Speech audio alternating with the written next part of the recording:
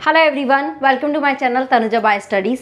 हम बात कर रहे हैं क्लास 11th के chapter number 21 that is neural control and coordination. उसमें सबसे पहला टॉपिक हम बात कर रहे हैं दैट इज़ नर्वस सिस्टम, जिसको हम दूसरा नाम भी बोलते हैं that is also called as neural system. Okay, तो बात करते हैं कि ये सिस्टम होता क्या है, क्या क्या इसके स्ट्रक्चर हैं और आगे फर्दर की क्या एप्लीकेशन है। सबसे पहले तो देखो, बॉडी में कोई भी सिस्टम प्रेजेंट है तो उसका कुछ ना कुछ तो यूज़ होगा। तो सबसे पहले तो हम बात करते हैं कि ये सिस्टम की ज़रूरत क्यों पड़ती है, हमें क्यों ये रिक्वायर्ड है। सबसे पहली बात, ये न्यूरल सिस्टम की वजह से ही जो हमारे सेंस ऑर्गन है, हमारे सेंस ऑर्गन जितने भी है, eyes, ear, nose, tongue and skin, ये 5 सेंस ऑर्गन है। न्यूरल सिस्टम की वजह से ये अपनी सराउंडिंग में क्या हो रहा है उसको सेंस कर पाते हैं। So we are able to find or what is happening in our surrounding, that is only because of this neural system.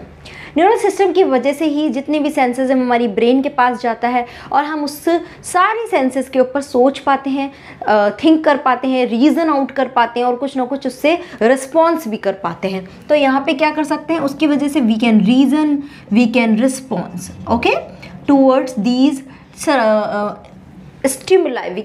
Generally से स्टिमुलाई, स्टिमुलाई क्या होता है ना, it can be physical like heat हो गया, फिजिकल हुआ, it can be chemical, कोई chemical यहाँ पे हो गया, या बायोलॉजिकल या फिर जैसे कि किसी मॉस्किटो ने बाइट कर दिया। तो ये सब क्या है, अगर इसने किसी ने भी हमारी चीज़ हमारे ऊपर आया, लाइक वो स्किन के थ्रू आया या माउथ के थ्रू, टंग के थ्रू, ईयर के थ्रू, आइज़ के थ्रू, तो वो सब के थ्रू हमारी बॉडी उस पर कुछ ना कुछ रिस्पॉन्स क्रिएट करती है। तो उन सब चीज़ों को हम क्या बोलते हैं, स्टिमुलाई, जो हमारी बॉडी को प्रोवोक करती है, स्टिमुलेट करती है to give out some response. समझ में आ रही है स्टिमुलाई की बात?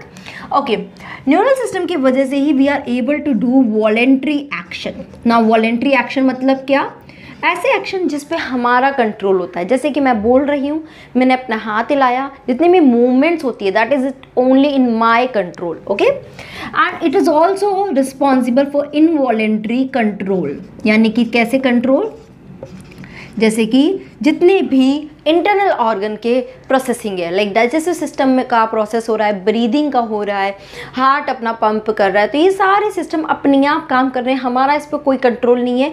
हमारी विल पावर से ना तो ये ऑन होता है ना ऑफ होता है। ये सारे वर्कआउट किसकी वजह से होते हैं, नर्वस सिस्टम या न्यूरल सिस्टम की वजह से होते हैं। अब बात करते हैं कि ये नर्वस सिस्टम की बेसिक यूनिट क्या होती है। जैसे हम बोलते हैं ना, किसी भी ऑर्गेनिज्म की बेसिक यूनिट सेल है, ऐसे ही नर्वस सिस्टम की बेसिक यूनिट को हम क्या बोलते हैं, दैट इज कॉल्ड न्यूरॉन। ठीक है, न्यूरॉन से ही पूरा नर्वस सिस्टम बनता है। ओके, बेसिकली हम बात करें नर्वस सिस्टम का, क्या होता है, इसमें ब्रेन होता है, स्पाइनल कॉर्ड होता है और जितनी भी नर्व्स होती है that all comes under this nervous system. अब सबसे पहले एक न्यूरॉन की स्ट्रक्चर की बात करते हैं। अगर हम न्यूरॉन की स्ट्रक्चर बनाएं, it would be like this. ठीक है, कुछ इस तरह से न्यूरॉन का स्ट्रक्चर होता है।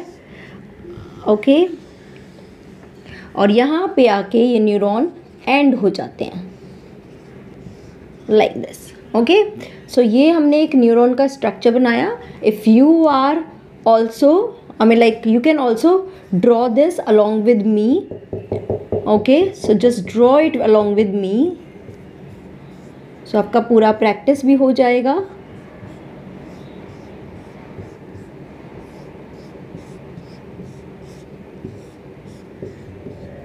Okay, fine.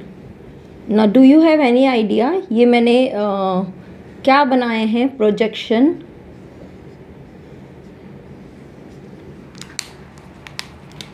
ओके,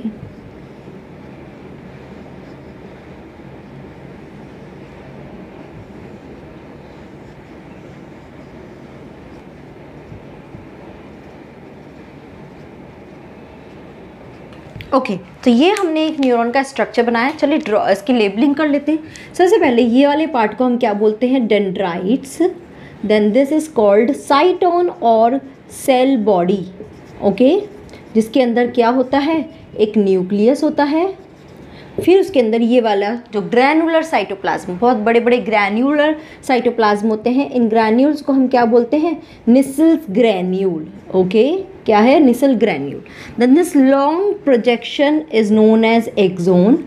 इस एक्सोन में अगर आप ये देखोगे, this is known as myelin sheath. क्या बोलते हैं हम इसको? Myelin sheath. और अंदर यहाँ पे क्या प्रेजेंट होती है? शेवान सेल्स प्रेजेंट होती है। ओके, इसके आउटर मोस्ट में एक और लेयर होती है जिसको हम बोलते हैं न्यूरोलीमा। ओके, एंड एंड में यहाँ पे आ जाता है एक्सोन टर्मिनल या फिर नोब। ओके, तो ये एक स्ट्रक्चर होती है। अगर बेसिकली न्यूरॉन के स्ट्रक्चर को डिवाइड करें तो 3 मेन पार्ट होते हैं। One is cell body. Okay, जो सेंट्रल बॉडी होती है, दिस इज सेल बॉडी, जिसके अंदर न्यूक्लियस प्रेजेंट होता है और अंदर ग्रैनुलर साइटोप्लाज्म होता है, जिसको हम क्या बोलते हैं? ग्रैन्यूल्स को निसल ग्रैन्यूल। सेकेंड पार्ट होता है डेंड्राइट्स। ओके, ये डेंड्राइट्स क्या होते हैं? These are the cytoplasmic projection. इस साइटोप्लाज्म के प्रोजेक्शन से ही ये डेंड्राइट्स बनते हैं, फिंगर लाइक प्रोजेक्शन होते हैं। और इनका काम क्या है? They accept the impulse. ठीक है, सॉरी स्टिमुलस। क्या करते हैं? जितना भी स्टिमुलस आता है, अब स्टिमुलाई कोई सा भी हो सकता है, फिजिकल, केमिकल। सपोज मैंने पिन चुबाया तो वो पिन का स्टिमुलाई जो है वो डेंड्राइट उस स्टिमुलस को क्या करते हैं? रिसीव करते हैं। जैसे ही डेंड्राइट उस स्टिमुलस को रिसीव करते हैं, वो स्टिमुलाई यहाँ जाता है सेंटर में और वहाँ पे उसकी रिएक्शंस होती है और उसकी रिएक्शंस होने की वजह से क्या करता है? ये एक इलेक्ट्रिक इम्पल्स जनरेट कर देता है। क्या करता है? Electric impulse. उसी स्टिमुलाई से क्या जनरेट हो रहा है? इलेक्ट्रिक इम्पल्स जनरेट हो रहा है। अब यहाँ पे जो थर्ड स्ट्रक्चर है एक्सोन। ठीक है, ये एक्सोन भी क्या है? साइटोप्लाज्म का ही प्रोजेक्शन है, long tubular structure, but it is away from the cell body. Cyton से दूर की तरफ जा रही है। तो ये जो इलेक्ट्रिक इम्पल्स है ये साइटोन में एंटर करता है और यहाँ से ट्रैवल करता है। यहाँ से क्या करता है? It travel this electric impulse और एंड में यहाँ तक ट्रैवल करता है। समझ में आ रही है? एक्सोन के बाहर as I told you myelin sheath होती है जो इसको प्रोटेक्ट करती है। ये माइलिन शीथ का काम क्या है? It act as a insulator. क्या काम करती है? इंसुलेटर। ना डू यू नो इंसुलेटर क्या होते हैं?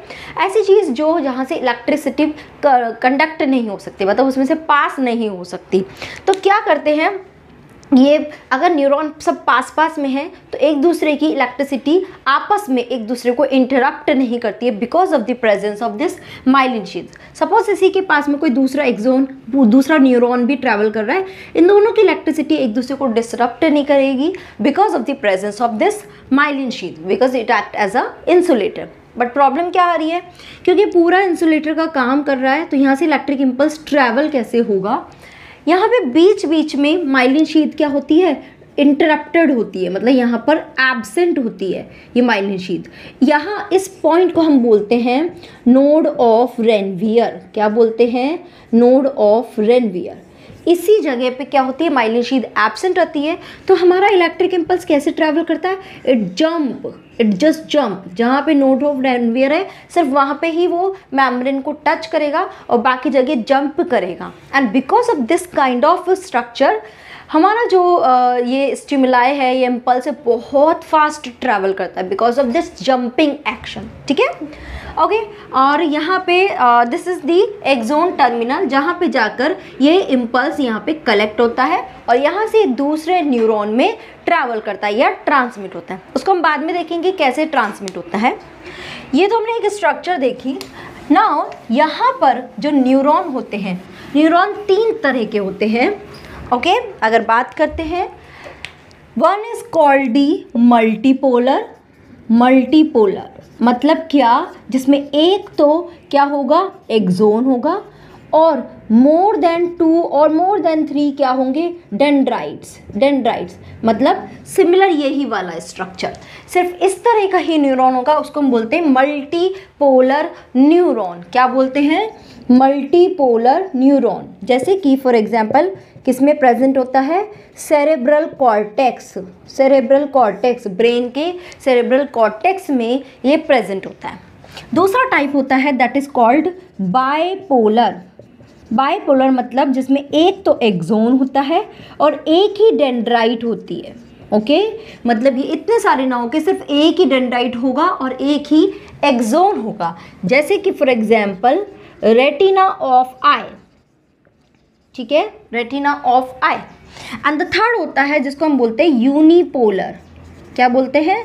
यूनिपोलर, जिसमें सिर्फ और सिर्फ एक एक्सोन होता है, डेंड्राइट नहीं होती है। Like for example that is embryonic stage में, ओके, जब सेल एम्ब्रियोनिक स्टेज में होती है वहाँ पर, या embryonic cell you can say, वहाँ पे यूनिपोलर टाइप का न्यूरॉन होता है। समझ में आई ये तीन चीज़ें? तो क्लियर है? These are the types. Okay, now there are further two type of neuron based on the myelin sheath. Myelin sheath अगर उसमें प्रेजेंट होती है तो उसको हम बोलते हैं माइलिनेटेड, ओके, माइलिनेटेड न्यूरॉन, और अगर नहीं होती है तो हम उसको बोलते हैं नॉन माइलिनेटेड न्यूरॉन। ठीक है, ये जो शेवान सेल है अगर माइलिन शीथ बना रही है तो माइलिनेटेड बोलेंगे, नहीं बना रही है तो उसको बोलेंगे non myelinated neuron. Non myelinated generally किस में पाया जाता है? जो हमारा ऑटोनॉमिक या फिर सोमैटिक नर्वस सिस्टम होता है, या हम बोल सकते हैं न्यूरल सिस्टम, जहाँ पे सब कुछ खुद ही काम करता है, हमारा कंट्रोल नहीं होता, इनवॉलेंट्री वाली चीज़ें होती है, वहाँ पे कैसा न्यूरॉन होता है? नॉन माइलिनेटेड न्यूरॉन होता है। क्लियर है ये चीज़? तो ये तो हमने न्यूरॉन की एक स्ट्रक्चर की बात कर ली। अब बात करते हैं कि न्यूरॉन के अंदर इम्पल्स जो है, इम्पल्स देखो, स्टिमुलाई यहाँ पर मिला, फिर इसके अंदर यहाँ पे क्या बन गया? इम्पल्स बन गया, और इम्पल्स आगे ट्रैवल कर रहा है। तो इम्पल्स आगे ट्रैवल कैसे करता है? उसको हम बोलते हैं कंडक्ट कैसे हो रहा है, आगे बढ़ कैसे रहा है। ठीक है, एक ही न्यूरॉन में, इस एक्सॉन में ये इम्पल्स कैसे कंडक्ट हो रहा है उसकी बात करते हैं। चलो बात करते हैं कैसे होता है कंडक्ट। देखो, कोई भी अगर न्यूरॉन होगी, उस न्यूरॉन की जो ये सेल होगी, this is the cell, okay, cell membrane, ये दोनों क्या है? Cell membrane. इस सेल मेम्ब्रेन में कुछ आयन का डिस्ट्रीब्यूशन इस तरह से होता है कि यहाँ पे बाहर तो more sodium ion, less potassium ion, ठीक है, और अंदर क्या होता है? Less sodium, more potassium. ठीक है, ये बेसिकली आप ये बात कर सकते हो कि ज़्यादा पॉजिटिव आयन बाहर होते हैं, कम नेगेटिव आयन अंदर होता है। तो देखो, ज़्यादा पॉजिटिव बाहर है, अंदर कम पॉजिटिव कम है, तो उसके कंटेक्स्ट में हमने बोल दिया कि बाहर वाले में तो क्या होता है? प्लस चार्ज होता है, और अंदर वाले में क्या होता है? माइनस चार्ज होता है। ठीक है, माइनस चार्ज होता है, समझ रहे हो? क्योंकि बाहर ज़्यादा पॉजिटिव है, अंदर कम पॉजिटिव है। ये होती है नॉर्मल रेस्टिंग फेज, जब नर्व सेल पे कोई भी स्टिमुलस नहीं आया है। तो ये कौन सी फेज है? That is the resting phase, और हम इसको बोलते हैं रेस्टिंग पोटेंशियल। ठीक है, क्या? The difference between these potential that is known as resting potential, क्योंकि इस वक्त वो एक्साइटेड नहीं है। ठीक है, नाउ ये तो रेस्टिंग हो गया। जैसे ही यहाँ पर क्या आया? एक स्टिमुलाई आया, एक स्टिमुलस आते ही अब क्या होगा? इसमें कुछ ना कुछ चेंजेस होंगे। क्या चेंज होता है? जैसे स्टिमुलस आता है तो इसके सोडियम चैनल, कुछ सोडियम चैनल क्या हो जाते हैं? ओपन हो जाते हैं। क्या हो जाते हैं? ओपन हो जाते हैं। एक और चीज़ ध्यान रखना इससे पहले, जो मैंने बताया ना कि बाहर ज़्यादा पॉजिटिव है, अंदर कम पॉजिटिव है, ये मेंटेन कैसे रहता है?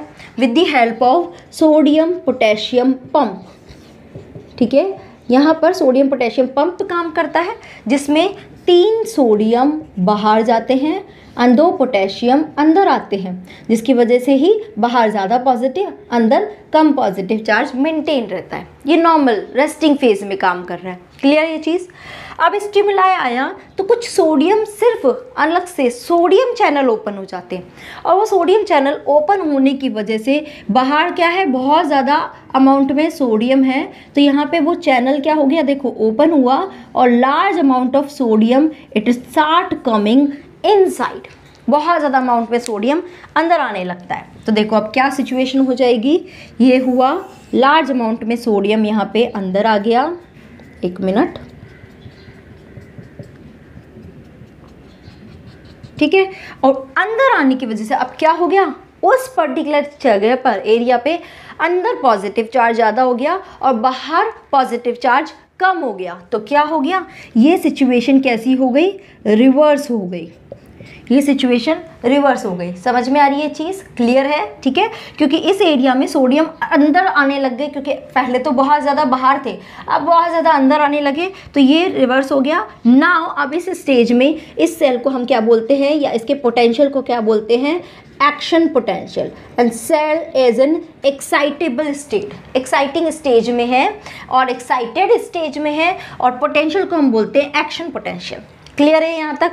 देखो अब जैसे ही ये आया तो आपको मालूम है चार्जेस हमेशा प्लस टू माइनस फ्लो करते हैं, तो यहाँ पे क्या हुआ, प्लस टू माइनस फ्लो होने लगा अंदर की सरफेस पे। अगर मैं इसको नाम दूँ ए, इसको नाम दूँ B side, this is A side, this is B side. A to B अंदर की सरफेस पे फ्लो होने लगा एंड बी टू ए बाहर की सरफेस पे फ्लो होने लगा, जिससे क्या बन गया, एक यहाँ पर सर्किट बन गया। क्या बन गया, एक सर्किट बन गया। उस सर्किट बनने की वजह से क्या होगा, इसका जो नियर बाय एरिया है, ये नियर बाय एरिया में भी क्या हो गया, नेगेटिव चार्ज हो गया। समझ रहे हो, ये इलेक्ट्रॉन यहाँ पे सर्किट बन गया, फ्लो होने लगा, तो ये पॉजिटिव चार्ज इस तरफ जाने लगे, तो यहाँ पे पॉजिटिव बन गया और उसकी बाहर की सरफेस उस पर नेगेटिव बन गया, बिकॉज वो पूरा फ्लो होने लगा। समझ में आ रही है बात? तो अगर मैं देखो यहाँ पे दिखाती हूँ आपको नेक्स्ट वाला। ओके, तो क्या हुआ ultimately, it would be like this.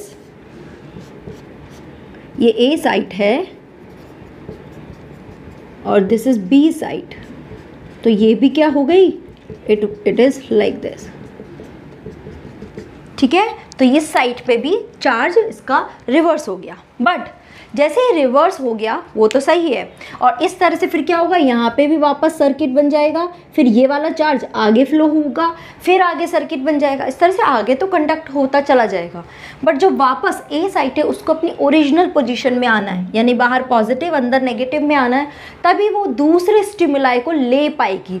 तो उस वक्त क्या होता है, यहाँ पर कुछ पोटेशियम चैनल ओपन हो जाते हैं। क्या हो जाते हैं, पोटेशियम चैनल ओपन हो जाते हैं, और ये क्या करते हैं, यहाँ से लार्ज अमाउंट में पोटेशियम को बाहर भेजना शुरू कर देते हैं। क्या करते हैं, पोटेशियम लीकी चैनल बोलते हैं जिसको, वो पोटेशियम को बाहर भेजना शुरू करते हैं, लार्ज अमाउंट में पोटेशियम बाहर जाना शुरू करता है, और वापस क्या होता है, यहाँ पे पॉजिटिव चार्ज मेंटेन होने लगता है, और अल्टीमेटली क्या होगा, बाहर पॉजिटिव हो जाता है और अंदर नेगेटिव हो जाता है, और ये स्टेज या फिर ये वाली जो सेल है वापस अपनी रेस्टिंग पोटेंशियल में आ गई, सो दैट ये नेक्स्ट स्टिमुलाई को रिसीव कर सके। फिर यहाँ पे भी ये वाले में भी फिर वापस पोटेशियम चैनल ओपन हुआ, फिर वापस इसका भी चार्ज रिवर्स हो गया। तो इस तरह से ये पूरा जो इलेक्ट्रिक इम्पल्स है वो कंडक्ट हो रहा है। समझ में आनी बात? देखो नॉर्मल रेस्टिंग फेज, जैसे स्टिमुलस आया, कुछ सोडियम आयन चैनल ओपन हुए जिसकी वजह से सोडियम अंदर आने शुरू हुए, यहाँ का जो चार्ज है वो रिवर्स हुआ,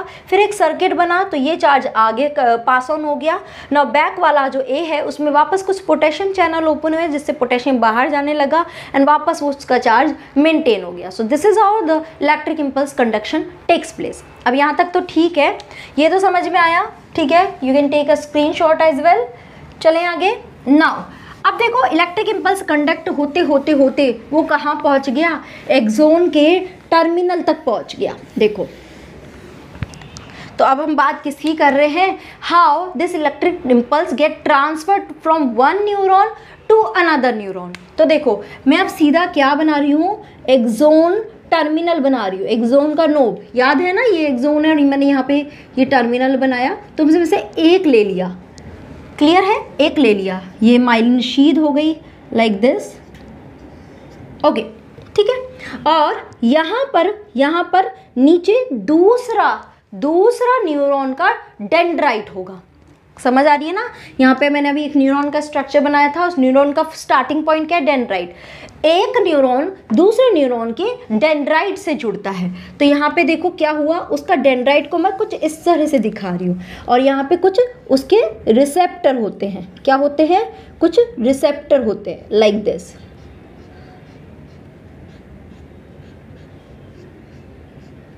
आई बात समझ में? तो ये क्या है, this is the pre synaptic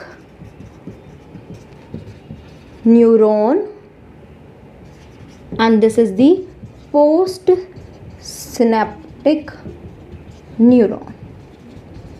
Actually एक न्यूरॉन दूसरे न्यूरॉन से जो कनेक्शन होता है, इन दोनों के बीच का जो एसोसिएशन होता है, उसको हम बोलते हैं सिनैप्स। क्या बोलते हैं? सिनैप्स। क्या होता है? सिनैप्स। ठीक है ना, डिपेंड करता है उस न्यूरॉन के अंदर कौन सा इम्पल्स ट्रैवल कर रहा है। देखो न्यूरॉन के अंदर दो तरह के इम्पल्स ट्रैवल करते हैं, एक तो हो गया इलेक्ट्रिक इम्पल्स और एक हो गया chemical impulse. Okay, electric impulse में एक न्यूरॉन दूसरे न्यूरॉन के एकदम क्लोज में होते हैं, ऐसे पूरे क्लोज में होते हैं, तो इलेक्ट्रिक इम्पल्स डायरेक्ट ऐसे इसमें से पास हो जाता है। बट केमिकल इम्पल्स में क्या होता है, ये एक न्यूरॉन है, दूसरे न्यूरॉन के बीच में थोड़ा सा गैप होता है जिसमें थोड़ा सा फ्लूइड फिल्ड कैविटी होती है, ये जिसको हम बोलते हैं सिनेप्टिक क्लेफ्ट। क्या बोलते हैं? Synaptic cleft. इसी को ही हम बोलते हैं सिनैप्स। आ रही बात समझ में? दोबारा रिपीट करती हूँ, इलेक्ट्रिक इम्पल्स है, केमिकल। इलेक्ट्रिक इम्पल्स तो डायरेक्ट ट्रैवल कर गया क्योंकि दोनों बहुत ही क्लोज प्रॉक्सिमिटी में, एकदम क्लोज है। बट यहाँ पे दो न्यूरॉन के बीच में थोड़ा गैप होता है, फ्लूइड फिल्ड एक क्लेफ्ट होता है जिसको हम बोलते हैं सिनेप्टिक क्लेफ्ट, उसको दूसरा नाम बोलते हैं सिनैप्स। तो दो न्यूरॉन किससे जुड़े रहते हैं? एक सिनैप्स से जुड़े रहते हैं। अब इसमें से पहले वाले न्यूरॉन को हम बोलते हैं प्री सिनेप्टिक न्यूरॉन, और दूसरे वाला, ये दूसरा न्यूरॉन का पार्ट बता रही हूँ मैं, this is the another one neuron. ठीक है, ये वाले न्यूरॉन को हम बोलते हैं पोस्ट सिनेप्टिक न्यूरॉन। इसकी मेम्ब्रेन को हम बोलते हैं प्री सिनेप्टिक मेम्ब्रेन और इसको हम बोलते हैं पोस्ट सिनेप्टिक मेम्ब्रेन। तो हम बेसिकली अभी क्या पढ़ रहे हैं? We are going through this chemical synapsis हो कैसे रहा है। ओके, क्लियर है ये? और ये क्या हो गया हमारा? That is synaptic cleft. Okay, now क्या होता है जब ये एक्सोन का टर्मिनल होता है ना, तो यहाँ पे जो इम्पल्स है, जो हमारी जो भी इंफॉर्मेशन है, कुछ केमिकल्स की फॉर्म में होती है, और यहाँ पे क्या होती है, छोटे वेसाइकल्स में ये जो इन्फॉर्मेशन है वो कुछ केमिकल सब्सटेंस की फॉर्म में यहाँ पे फिल रहती है। छोटे वेसाइकल्स है यहाँ पे जिसके अंदर ये इन्फॉर्मेशन फिल है। ओके, जिनको हम क्या बोलते हैं? They are called neurotransmitter. Okay, generally इस न्यूरोट्रांसमीटर में कौन सा केमिकल होता है? That is acetyl choline. क्या होता है? एसिटाइल कोलिन इसके अंदर फिल होता है, जो इन्फॉर्मेशन कैरी कर रहे हैं ना। जैसे ही ये न्यूरॉन के इस एक्सोन के टर्मिनल तक आते हैं, ये इस मेम्ब्रेन के साथ, ये जो मेम्ब्रेन है इसकी प्रीसिनेप्टिक मेम्ब्रेन, इसके साथ ये वेसाइकल्स फ्यूज हो जाती है और बाहर रिलीज हो जाती है इस सिनेप्टिक क्लेफ्ट में। कहाँ रिलीज हो गई? यहाँ सिनेप्टिक क्लेफ्ट में रिलीज हो गई। ओके, और रिलीज होते ही ये क्या जाते हैं? पोस्ट सिनेप्टिक न्यूरॉन में, इसकी मेम्ब्रेन में कुछ क्या होते हैं? रिसेप्टर होते हैं। ये क्या है? रिसेप्टर। अगर मैं इनको अलग से मेंशन करना चाहूँ, दे आर रिसेप्टर। ये रिसेप्टर क्या होते हैं? They are ready to receive these neurotransmitter. तो ये रिसेप्टर क्या करते हैं? इस न्यूरोट्रांसमीटर को यहाँ से रिसीव करते हैं और उनको अलाउ करते हैं अपने अंदर आना। तो इस तरह से ये क्या करते हैं? इसके अंदर आ जाते हैं और अब बेसिकली कहाँ आ गए? एक न्यूरॉन के साइटोन में आ गए। देखो डेंड्राइट से ट्रैवल करके वो कहाँ चला जाएगा? सेल बॉडी में चला जाएगा, साइटोन में चला जाएगा।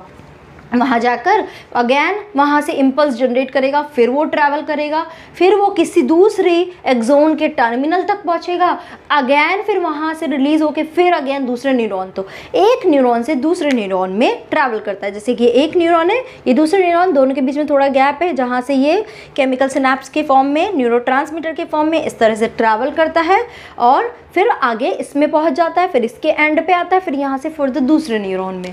तो इसको हम बोलते हैं ट्रांसमिशन ऑफ इम्पल्स। क्या बोलते हैं?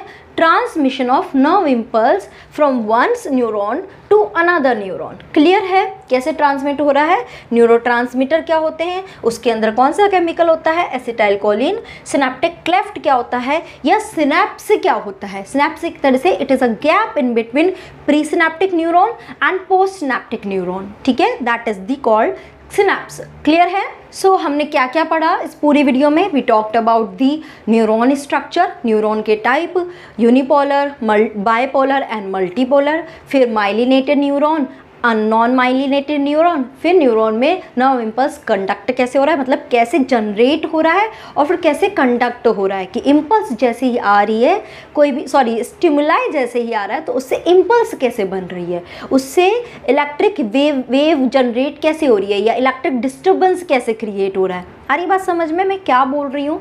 कुछ भी नहीं समझ में आ रहा है प्लीज़ कमेंट बॉक्स में ज़रूर से डालना अपनी क्वेरीज। क्लियर है? तो उसमें जैसे ही इम्पल्स आ रहा है न्यूरॉन पे, मेम्ब्रेन पे, तो उसका जो आयन डिस्ट्रीब्यूशन है, पोटेंशियल है, वो डिस्टर्ब हो रहा है, तो उसकी वजह से एक इम्पल्स जनरेट हो रही है। अब वो बात कर रहे हैं कि जनरेट हो गई, कंडक्ट हो गई, अब वो इम्पल्स एक न्यूरॉन से दूसरी न्यूरॉन में कैसे ट्रांसफ़र होगी, ये इस तरह से ट्रांसफ़र होगी। इलेक्ट्रिक होगा तो डायरेक्ट ट्रैवल कर जाएगा, केमिकल होगा तो इस तरह से ट्रांसफ़र होगी। So this is all about nervous system or neural system. In next video we will talk about different type of nervous system, this nervous system like central nervous system, peripheral nervous system, उसको हम detail में study करेंगे। Till now if you have any doubt please post your query in the comment box. Thank you so much guys for watching this video. Stay motivated and keep doing study. Bye bye, take care.